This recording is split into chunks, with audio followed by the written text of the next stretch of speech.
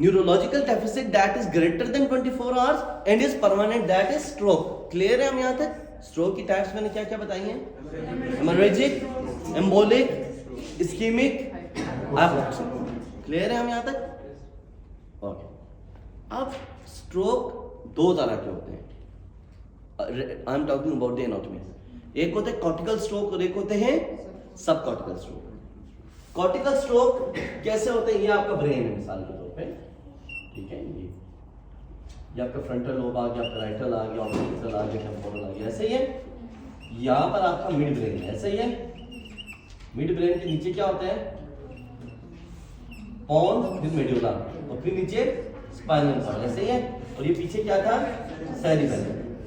अब this point, इन तीनों को मिलाकर ब्रेन स्टेम कहते हैं। इस पॉइंट से ऊपर जो स्ट्रोक होते हैं वो कॉर्टिकल स्ट्रोक्स होते हैं, जो नीचे वाले स्ट्रोक्स हैं वो सब कॉर्टिकल स्ट्रोक्स हैं। क्लियर है हम? या ब्रेन स्टेम के स्ट्रोक भी कहते हैं। Brain stem strokes are relatively bit difficult to understand but conceptual हैं, और अगर एक दफा आपको समझ आ गई उनकी तो आपको पता चल जाएगा कि कैसे होता है। अब ब्रेन स्टेम कह लो, मिड ब्रेन कह लो, कुछ कह लो, क्योंकि ये तीनों इस लेवल से तो ऊपर ही होते हैं स्ट्रोक्स, उनको कॉर्टिकल स्ट्रोक्स कहते हैं। और cortical stroke as a name is indicating itself कि सेरिब्रल कॉर्टेक्स के किसी भी पार्ट के स्ट्रोक को कॉर्टिकल स्ट्रोक कहेंगे। Are we clear? ठीक है। सेरिब्रल कॉर्टेक्स की पहले आपको ओरिएंटेशन होनी चाहिए सब लोगों को। होम्युनकुलस का पता है आप लोगों को? ठीक है जी। स्ट्रोक 4-5 तरह के होते हैं। एम्बोलिक स्ट्रोक्स होते हैं जिनको थ्रोम्बोएम्बोलिक स्ट्रोक्स कहते हैं, इस्कीमिक स्ट्रोक्स होते हैं, हेमोरेजिक स्ट्रोक्स होते हैं और हाइपोक्सिक स्ट्रोक्स होते हैं। क्लियर? और फिर एनाटॉमिकली बात करें तो स्ट्रोक्स दो तरह के होते हैं, एक कॉर्टिकल स्ट्रोक्स होते हैं और एक सब कॉर्टिकल या ब्रेन स्टेम के स्ट्रोक्स होते हैं। ठीक है जी। और ब्रेन स्टेम के स्ट्रोक्स, उमर ब्रेन स्टेम में क्या क्या इन्वॉल्व होता है? पोन्स, मेडुला। और कॉर्टेक्स में क्या क्या इन्वॉल्व होते हैं? शाबाश। सेरिब्रल कॉर्टेक्स के अंदर कौन कौन से पोर्शन है कॉर्टेक्स के? Frontal lobe, axil, parietal, occipital, temporal. ठीक है। पहले आपको इन चारों के फंक्शंस आने चाहिए कि इन चारों के काम क्या क्या हैं, फिर उसके बाद आपको इनका पता होना चाहिए कि स्ट्रोक में क्या होगा। चलो ये ठीक है। ये रहा आपके टेम्पोरल, ऑक्सीपिटल, पैराइटल और टॉकिंग अबाउट फ्रंटल लोब। क्या काम होता है frontal lobe? Thinking, personality, decision making, ठीक है, बिहेवियर, एक्सीलेंट। क्या? और मोटर एरिया भी होता है फ्रंटल लोब के अंदर, एक्सीलेंट। ब्रोकाज एरिया भी यहीं पे होता है। ठीक है। क्लियर है हम यहाँ तक? ओके। अगर ये डैमेज हो जाए तो क्या होगा? Inappropriate behaviours, Kluver Bucy syndrome.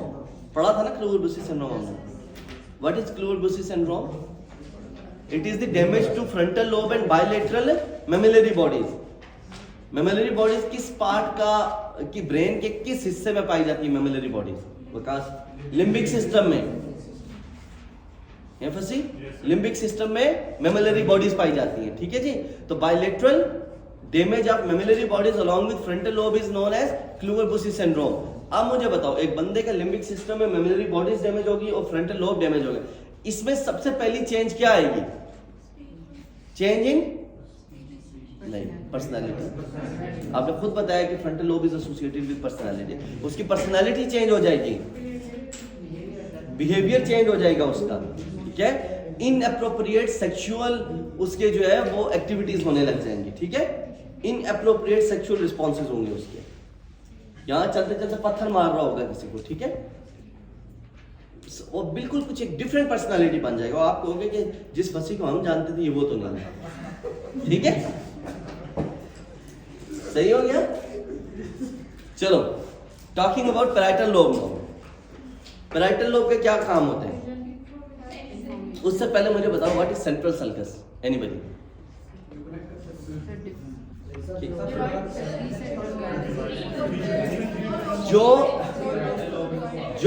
जो पैराइटल और फ्रंटल लोब को डिवाइड करता है और यहां से शुरू होकर ऑलमोस्ट पूरे के पूरे कॉर्टेक्स को ऐसे डिवाइड किया है। This is central sulcus, this is central sulcus. अब सेंट्रल सर्कस से जो पहले आता है उसको प्री सेंट्रल सर्कस कहते हैं।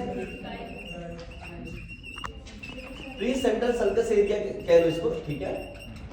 और जो इसके पीछे है उसको क्या कहेंगे हम?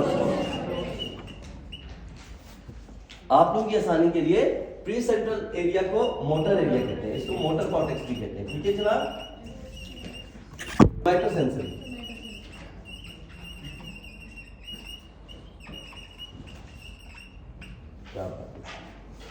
सोमैटोसेंसरी कॉर्टेक्स कहते हैं इसको, ठीक है जी। Somatosensory cortex post central sulcus में होते हैं, ठीक है। इसको एक और लाइन डिवाइड करती है ऐसे करके, ठीक है। इसको प्राइमरी सोमैटोसेंसरी एरिया कहते हैं इसको। इसी तरीके से मोटर में भी ऐसे ही होता है, इसी तरीके से टेम्पोरल में भी ऐसे ही है, प्राइमरी सेकेंडरी। ऑक्सीपिटल में भी ऐसे ही होता है। क्या काम है सेकेंडरी का, क्या काम है प्राइमरी का? Anybody? Excellent, excellent. Primary receive करता है, परसीव करता है, सेकेंडरी उसको प्रोसेस करता है। क्लियर? तो इसको सेकेंडरी को हम ये भी कह सकते हैं कि सोमैटोसेंसरी एसोसिएशन एरिया है ना।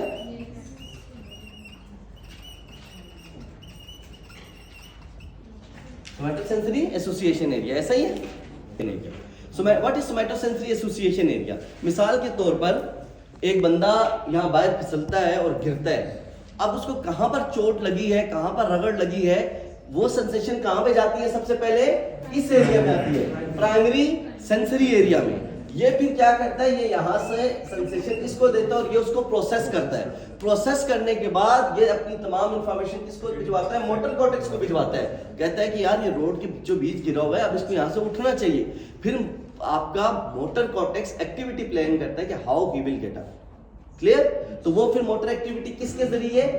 इसके जरिए प्राइमरी मोटर कॉर्टेक्स के से निकलती है, इंटरनल कैप्सूल से होती हुई कॉर्टिकोस्पाइनल ट्रैक के जरिए नीचे आती है। नीचे आकर के ये आपके एंटीरियर मोटर न्यूरॉन जो होते हैं स्पाइनल कॉर्ड में, ये इंटीरियर मोटर न्यूरॉन को इनर्वेट करती है।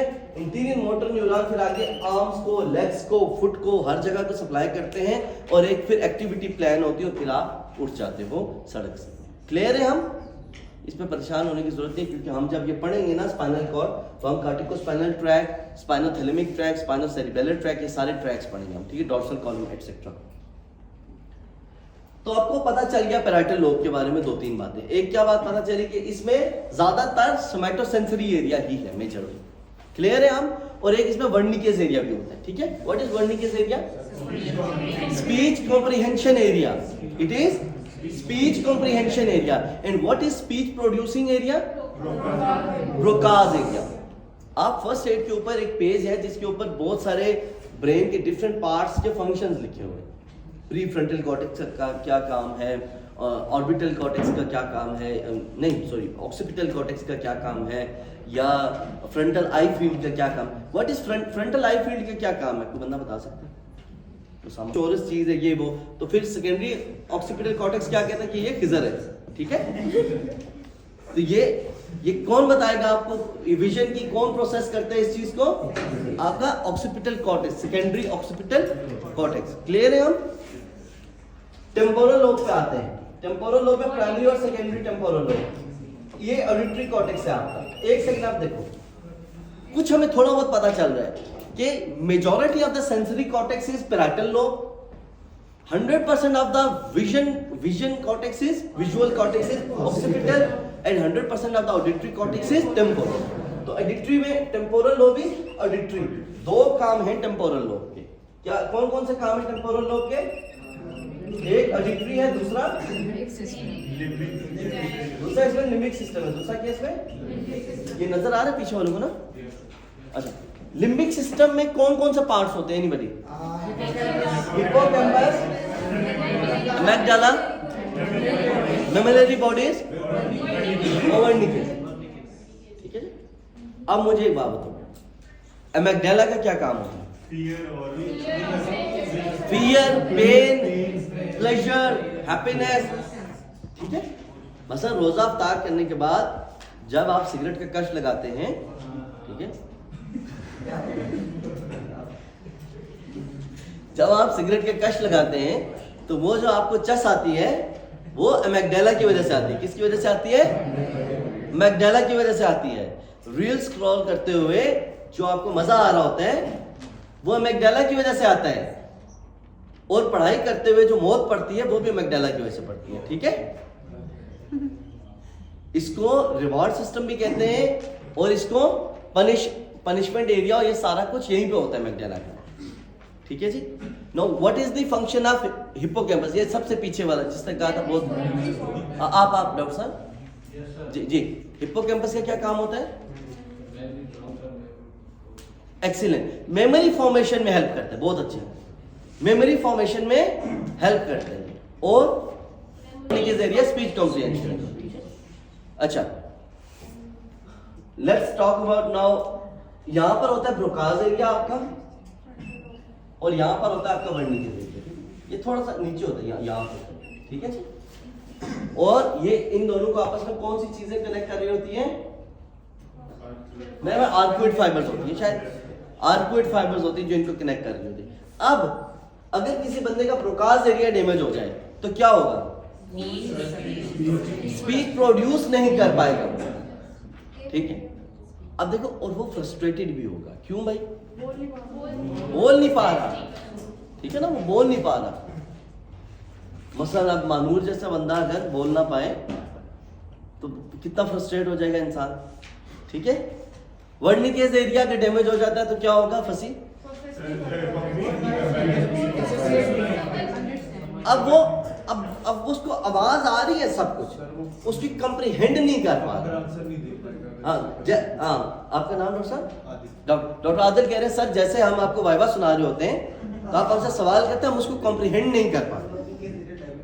तो एट दैट पर्टिकुलर मोमेंट हमारा वर्निकेज एरिया डैमेज हो जाता है। अच्छा, अब अगर वर्निकेज एरिया डैमेज हो जाए तो क्या आप बोल पाओगे? बिल्कुल बोल पाओगे, लेकिन जो आप बोल पाओगे वो हमें समझ नहीं आ रही होगी, जैसा कि वाइवास में होता है। ऐसा ही है ना कि जो हम आपसे पूछ रहे होते हैं वो आपको समझ नहीं आता, जो आप हमें बता रहे होते हैं वो हमें समझ नहीं आ रहा होता। तो अब इसको हम इन रिलेशंस को जरा फिर से डिफाइन करते हैं। ब्रोकाज एरिया डैमेज हो गया तो फुल डिसार्थरिया होता है, बल्कि एफेजिया होता है। डिसार्थरिया क्या होता है? एफेजिया होता है, यानी कि आप बोल नहीं पाते। और अगर वर्निकेज एरिया डैमेज होता है तो आप बोल पाते हो, ऊट पटांग बोल रहे होते हो, बिल्कुल समझ नहीं आती भाई साहब के क्या बोल रहे हैं। ठीक है, ओके, कोई कॉर्टेक्स रह तो नहीं गया ना हमारा?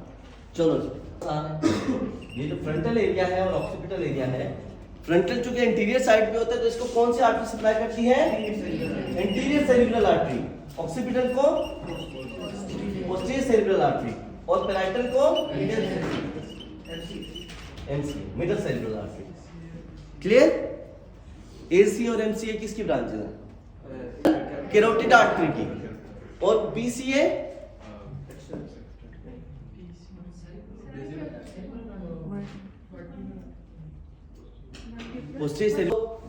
यहां पर कौन सी आर्टरी सप्लाई कर रही है? यहां मिडल सेरिब्रल आर्टरी सप्लाई कर रही है ना। पैराइटल लोब को कौन सी आर्टरी सप्लाई कर रही थी? मिडल। ऐसा ही है, ये जो अंदर का पोर्शन है ना, अंदर वाली साइड, इसको इंटीरियर सेरिब्रल आर्टरी सप्लाई करती है। कौन सी आर्टरी? और ऑक्सीपिटल को पोस्टीरियर सेरिब्रल आर्टरी। समझ आ रही है आप लोगों को? यहां तक समझ आई कि यहां से लेकर के, इस पॉइंट से लेकर के यहां तक आपको मिडल सेरिब्रल आर्टरी सप्लाई करती है, और इस पॉइंट से लेकर के अंदर जितना भी एरिया है इसको इंटीरियर सेरिब्रल आर्टरी सप्लाई करती है। तो अब आपको एक बात समझ आ गई कि सर जी, हम ये भी कह सकते हैं कि लेटरल साइड को मिडल सेरिब्रल आर्टरी सप्लाई करती है, इंटीरियर और मीडियल साइड को इंटीरियर सेरिब्रल आर्टरी सप्लाई करती है। अब समझ आई आपको? अच्छा, now what is homunculus? Anybody? Graphical representation of नहीं, क्या बताया आपने? Body organs. Graphical representation of human body structures, different body structures on the brain is known as homunculus.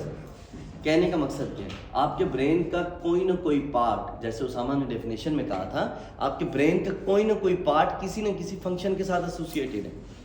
जैसा कि अगर यहाँ पर हम इस तरीके से बात करें तो ये जो सेंसरी एरिया था, इसमें भी शायद ये वाला एरिया जो है वो हाथ के साथ एसोसिएटेड हो, ये वाला फेस को सप्लाई कर रहा हो, ये वाला लिप्स को सप्लाई कर रहा हो, ऐसा ही है ना। क्योंकि देखो अक्सर लोगों को जब स्ट्रोक होता है, कुछ लोग अपना लिम्ब नहीं मूव कर पाते, कुछ लोग बोल नहीं पाते, कुछ वो जिसको कहते हैं जुबान को, इसकी जुबान को लकवा मार गया, ठीक है, तो मतलब उसको फालज का अटैक हुआ, ठीक है, क्लियर। अच्छा हेड को सप्लाई कर रहा है, ऐसा ही है। अब ये लेटरल एरिया था, तो ये लेटरल मोस्ट हो गया ना, ऊपर वाला पार्ट, तो उसको इसके साथ एसोसिएट करके देखो, मिडल सेरिब्रल आर्टरी, और एरिया कौन सा लगेगा, हेड का एरिया लग रहा है, ऐसा ही है। उसके बाद आगे आ जाता है आपका फेस आ जाता है, ठीक है, पहले आंखें आएंगी, फिर ऐसे नाक आएगा, फिर ऐसे होंठ आएगा, ठीक है, फिर आगे चलो। अब होंठ इतने बड़े क्यों है, क्योंकि उसको भी मेजर ब्लड सप्लाई मिल